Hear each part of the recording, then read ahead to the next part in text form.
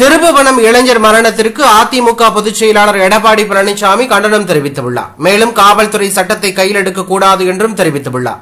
இதுகுறித்து அவர் வெளியிட்டுள்ள அறிக்கையில், சிவகங்கை மாவட்டம் மடப்புரம் கோவில் காவலாளி அஜித்குமார் என்பவர் பெண் பக்தரின் காரிலிருந்து 9.5 பவுன் நகையை திருடிவிட்டதாக வந்த புகாரை அடுத்து திருபுவனம் காவல்துறை அஜித்குமாரை கைது செய்து விசாரணை செய்ததாகவும், அந்த சமயத்தில் காவலரின் தாக்குதலால் அஜித்குமார் மரணம் அடைந்து விட்டதாகவும், அவரின் உறவினர்கள் இறந்த அஜித்குமாரின் உடலை வாங்க மறுத்து போராட்டத்தில் ஈடுபட்டுள்ளார்கள்.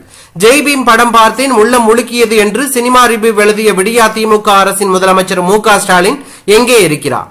விக்னேஷ் லாக்அப் மரணத்தின் போது சட்டப்பேரவையிலேயே பச்சை பொய் பேசியவர் தானே நீங்கள்? இதற்கும் அதே போல பொய் தான் பதிலாக வருமா? தவறு செய்வதாக காவல்துறை கருதினால் கைது செய்து நீதிமன்றத்தில் ஒப்படைத்து உரிய சட்ட நெறிமுறையை பின்பற்ற வேண்டுமே தவிர சட்டத்தை தங்கள் கைகளில் முழுமையாக காவல்துறை எடுத்துக் கொள்ளக்கூடாது.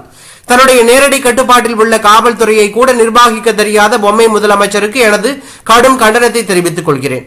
திருபுவனம் காவல் நிலையத்தில் திருக்கோவில் காவலாளி அஜித்குமார் மரணம் அடைந்த நிகழ்வு குறித்து முழு உண்மையை வெளிக்கொண்டு வர உடனடியாக மாவட்ட நீதிபதி தலைமையில் குழு அமைத்து முழு விசாரணை நடத்தி இந்த மரணத்திற்கு காரணமானவர்கள் மீது சட்டப்படி நடவடிக்கை எடுக்கவும், மேலும் இறந்தவர் குடும்பத்திற்கு இழப்பீடு வழங்க இந்த விடியா திமுக ஸ்டாலின் மாடல் அரசை வலியுறுத்துகிறேன் என்று அவர் கூறியுள்ளது பரபரப்பையும் அதிர்ச்சியும் ஏற்படுத்தியுள்ளது.